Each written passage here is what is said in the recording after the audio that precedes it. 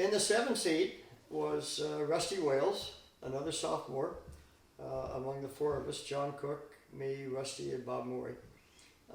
Rusty Wailes was from a rowing family in Seattle, Washington.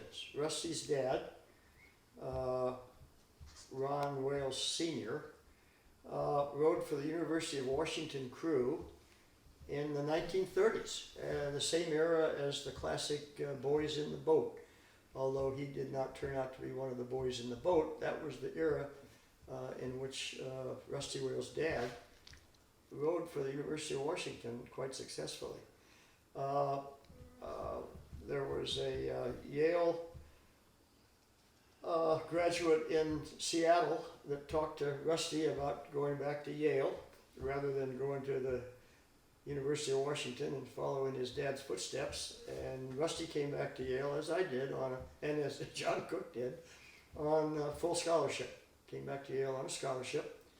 And I met Rusty for the first time, I think, when they were taking the classic, what kind of photos fit? Yeah. Nude photos of us in Yeah. the gym in the freshman year. I ran into this big, tall guy, Rusty Wailes, and he already had a stoop shoulder, row on the starboard side, but he'd never been in a boat before. Although his father had rowed, he'd never been in a boat. So he was literally another walk-on to Yale crew. And fortunately so, Rusty ended up winning 2 gold medals, one at Yale and one 4 years later in a 4 out of Seattle, rowing club in Seattle.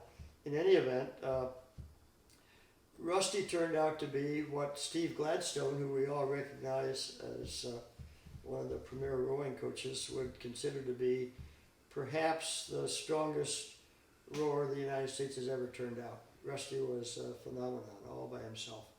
He was a big man, probably 6'4", 195 pounds, something like that. And Rusty ended up in the 7th seat of our freshman crew. Bob Morey, who we'll talk about later, ended up in the stroke seat. And the wonderful thing about Rusty following Bob was Rusty was always a split second ahead of Bob in the water. I think that was a very powerful stern pair in any boat. And once they were together, the 3 of us, Rusty, Bob, and I, were in the stern of every other varsity race for the 3 years we were at Yale, from the 1956 season on.